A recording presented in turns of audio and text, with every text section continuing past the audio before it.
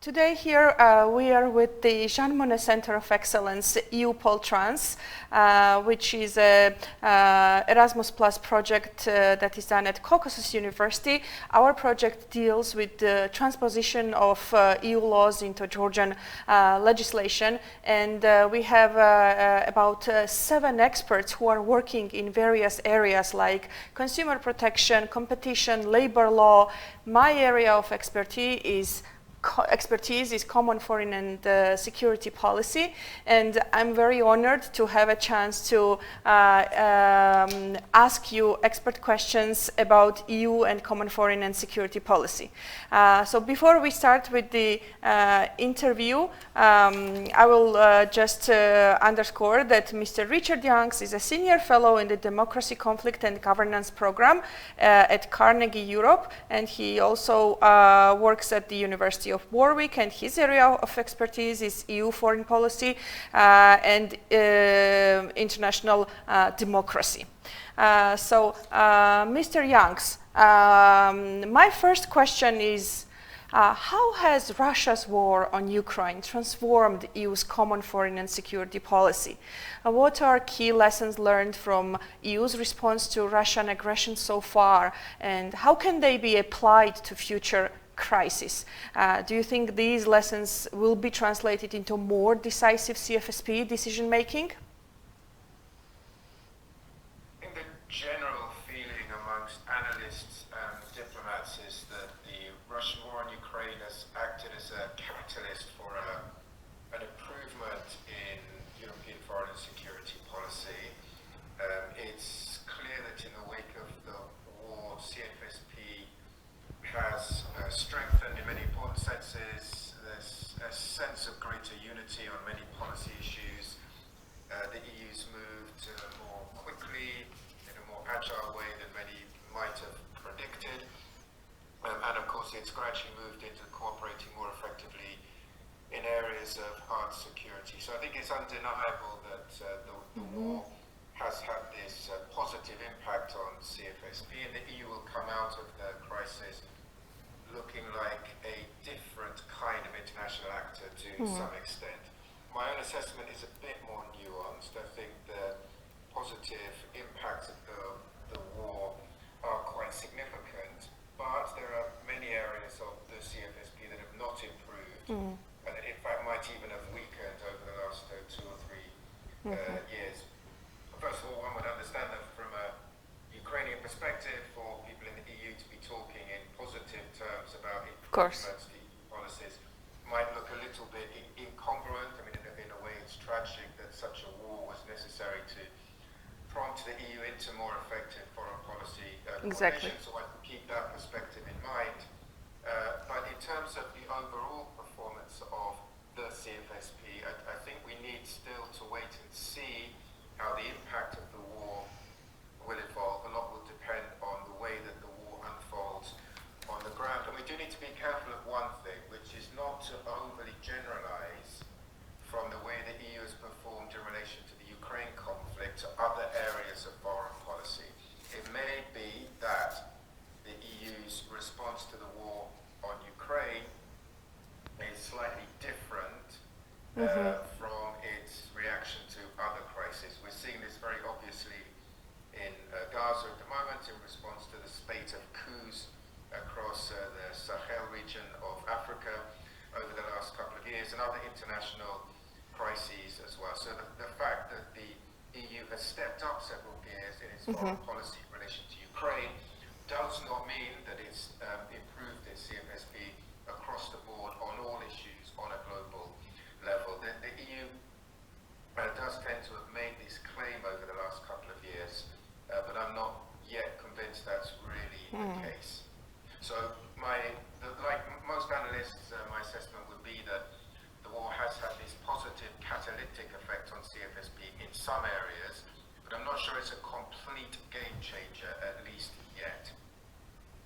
Thank you very much for these insights. I wonder, in this scheme of things where CFSP is still being developed as a EU common policy, how has Ukraine case or other crises, as we are calling them, polycrisis in international arena, affected the consensus rule? And do you think there is a change in light, possible change happening in terms of decision making? This is one of the issues on the very prominent on the agenda now, and it seems that probably a majority of member states do support, at least in principle, some change to decision making. But two caveats to that. One, it may be desirable, it may be necessary to change the unanimity rule. I don't think that's really the big challenge facing European security strategy. I don't think that is what, above all other reforms, will make the most decisive difference to EU foreign and security policy. And second, if there is such a change, it will be nested within a whole range of other reforms and negotiated within the kind of overarching reform package that will be necessary, not least in the context of enlargement with countries like Georgia, Ukraine, Moldova, now waiting for the next decision on that process. So it will be, I think, integrally linked to what happens with the overarching enlargement process. For me, there's lots and lots of talk about the war having engendered an EU that is much more of a hard security provider, much less cautious in trying to use and speak the language of hard power.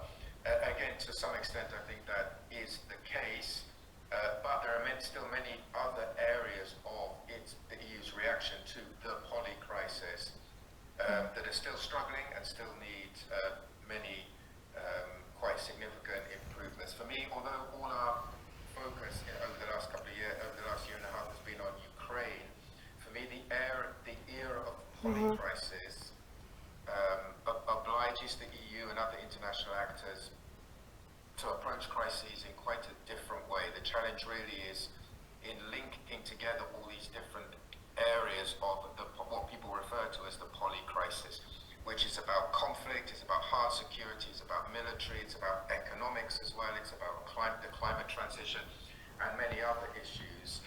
To some extent, this is the EU's comparative advantage, that it has all these different policy instruments and policy tools at its disposal, but it's not really clear yet that it has a way of effectively pulling all these instruments together. So I would say still, as yet, the EU has certainly responded like never before to this collection of crises that it's been forced to deal with, but it's not really yet got a systematic or holistic approach to the poly crisis. I agree, and moving on, I have a cluster of questions that deal with EU foreign policy and democracy nexus.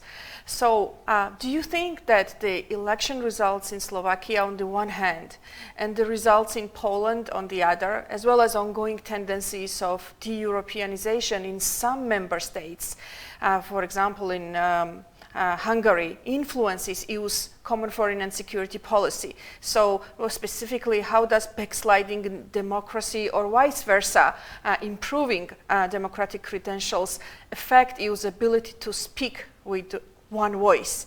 And to be more provocative, is there a direct correlation between the level of democracy and consensus in CFSP matters? And if so, is being a value-based security actor a weakness or a strength of EU's CFSP? Okay, so a large number of questions there. I don't think there is a direct correlation between internal democratic trends and foreign policy. Of course, there is an influence, there is a spillover from what happens domestically to the EU's foreign policy.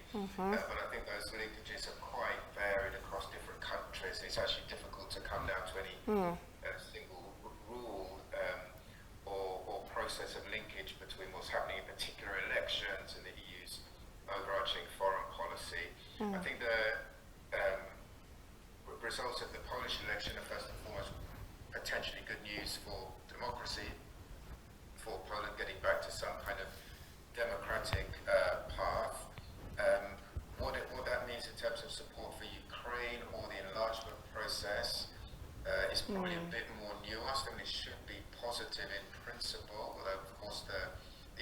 government in Poland was fairly supportive of Ukraine and the enlargement process. So I don't think there's going to be a really significant difference. The issue really is whether the new government, the new coalition government in Poland will be able to restore democracy in Poland in a really far-reaching way. The change in Slovakia is important, but maybe a little bit less significant given the Slovakia's weight in internal decision-making process. But of course it will add to the Hungary challenge that the EU already faces. I think these very varied political trends in EU, to my mind, will push the EU to look increasingly for more flexible ways of acting in security policy externally. To some extent, member states are already doing this, finding smaller coalitions amongst themselves to try and circumvent obstacles put in the way by states like Hungary and to some extent other states as well. I think some of the election results we're seeing will accentuate that trend that already existed before the war in Ukraine started. Now moving on to my part of Europe, to Georgia and Georgia's alignment with EU's common foreign and security policy. So after the war in Ukraine, which has caused certain geopolitical awakening in EU, and there was this window of opportunity which resulted in granting the candidate status to Ukraine and Moldova, and the EU aspiration to Georgia with the anticipated candidacy. However, in the background also, Georgia's EU CFSP alignment has fallen down drastically. In 2002, Georgia's alignment was 43%, and it keeps falling in 2023 to the surprise of many friends of Georgia within EU institutions. So what does that development say about the weaknesses that the Georgian domestic politics engender in terms of its true or resolve of EU integration, but also at the same time, what does that say about EU as a security actor? Were there any missed opportunities to have a deeper CFSP alignment before the crisis that is the war in Ukraine? Well, yeah, some of the opportunities for CFSP alignment were there for Eastern Partnership states. And I think you in Georgia don't need me to tell you that the challenge. Yes, it's a challenge. Georgia now goes quite deep and has to do with fairly deep-seated changes in Georgia's domestic politics. You don't need me to tell you that in Brussels there's a lot of frustration and perplexity with what's gone on in Georgia and how Georgia, at least in the eyes of many people, has lost its status as being the clear front runner amongst the Eastern Partnership states. And of course the EU will press hard for that degree of CFSP realignment to increase again. But we know that the political challenge is now quite profound. Enlargement is clearly back on the agenda at the EU level, to the extent that I think the momentum won't be easily reversed. I think this now is a process that is going to continue, and it's certainly likely that it's going to continue very far with Ukraine and Moldova. I don't think it's a foregone conclusion that the countries will join the EU, but the momentum is there, and I think the debates in the EU now on Georgia are more tactical about what the best way to exert pressure is over, or leverage over Georgia is, and to try and affect, without intervening in domestic politics in an overly partisan way, to try and influence change at a more structural institutional level that will facilitate Georgia's approximation with the EU and get the momentum moving. You know what those tactical debates are, whether it's better to embrace Georgia as quickly as possible and then use that candidate status as leverage, or to try and front load some of the conditions in a slightly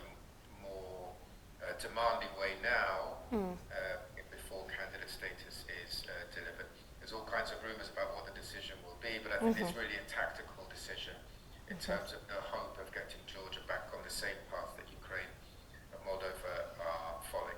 But zooming out a bit from the issues that are related specifically to Georgia's challenging relationship with the EU at the minute, I would say there's a deeper challenge there, which is that the EU itself will need to change.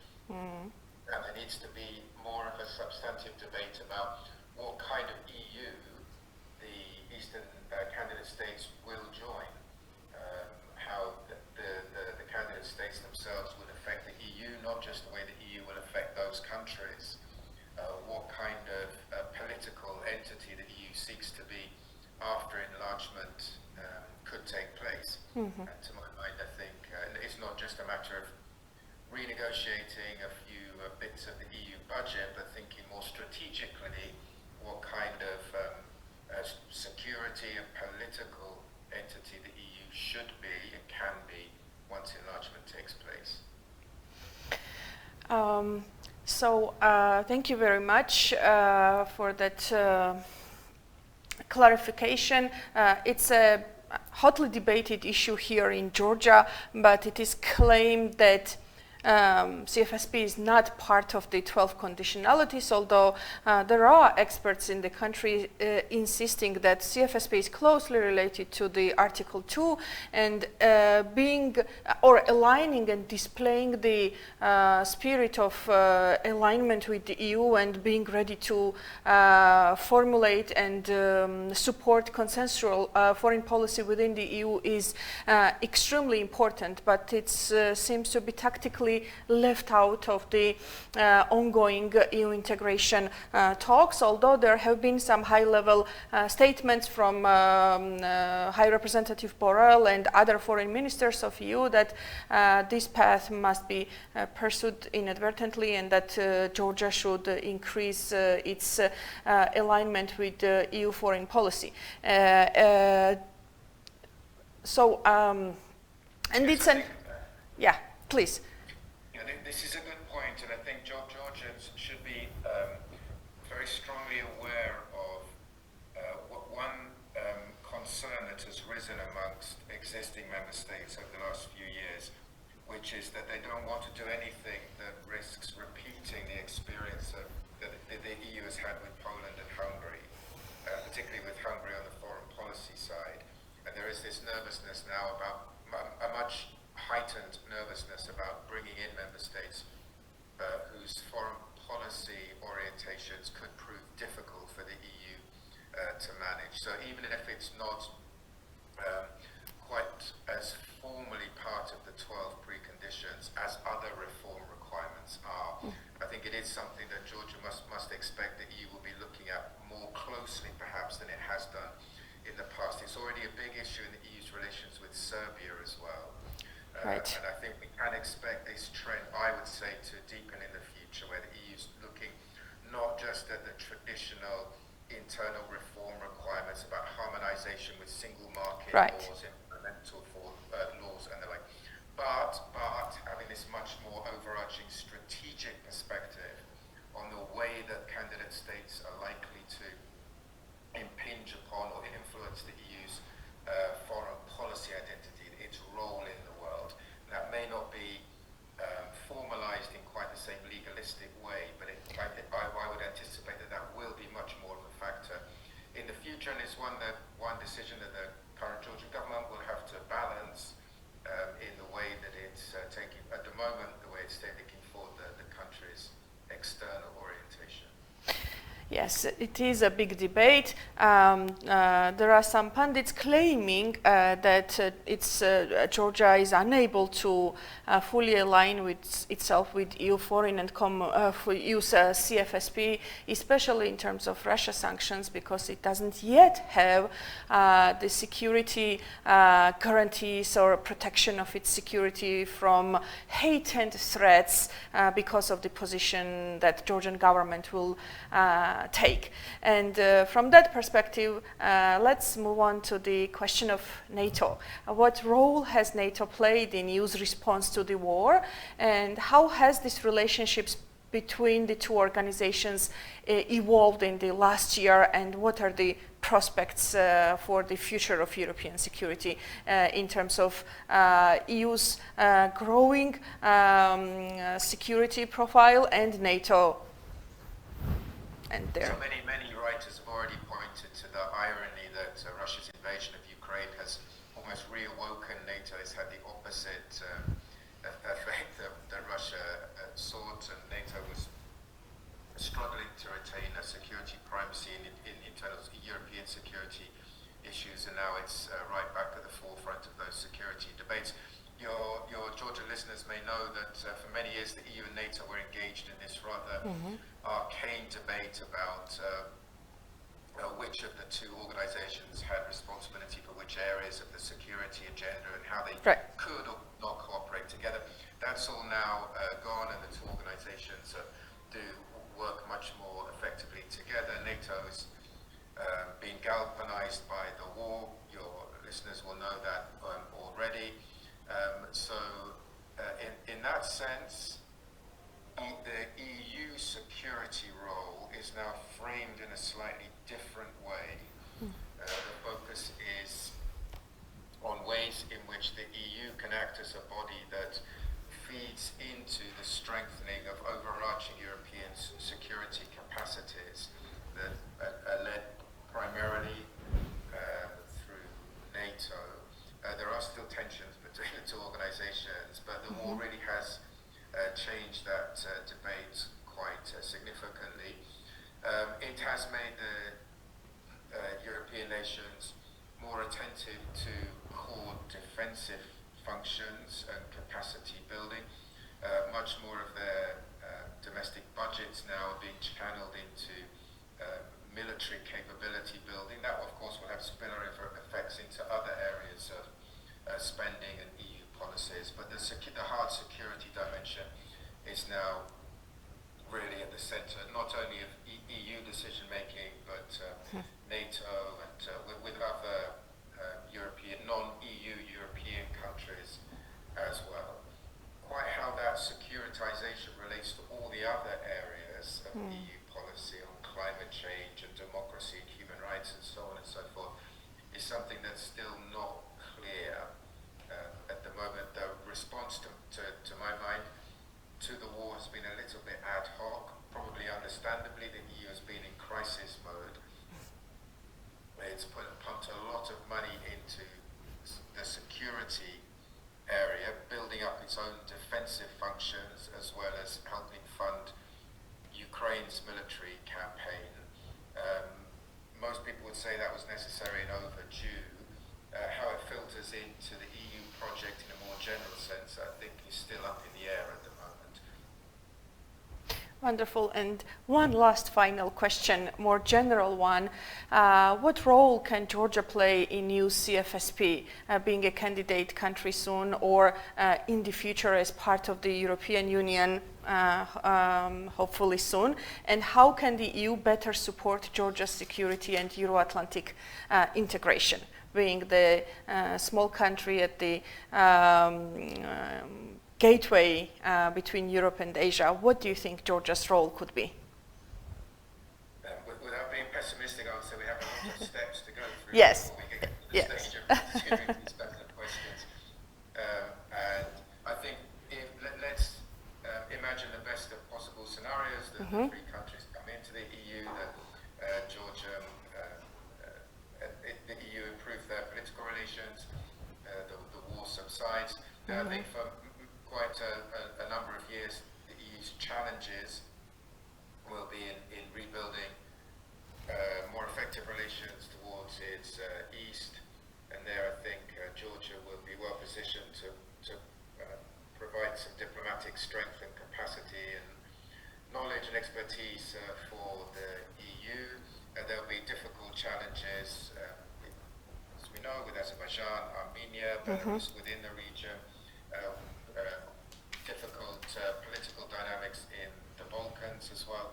So I think a lot of the main strategic challenges that the EU will face will revolve around the region, Georgia's region, and the kind of issues to mention, of course, the elephant in the room, which will be what the relationship, if any, can be rebuilt with Russia. So I think on all of those issues, the three candidates, countries, if they were successfully to join the EU, would be at the forefront of the EU's key foreign policy debates for quite some time to come. And on that happy visual note, thank you very much for your invaluable time and for providing the answers that are currently on the being hotly discussed and debated in Georgia. Thank you very much. Bye.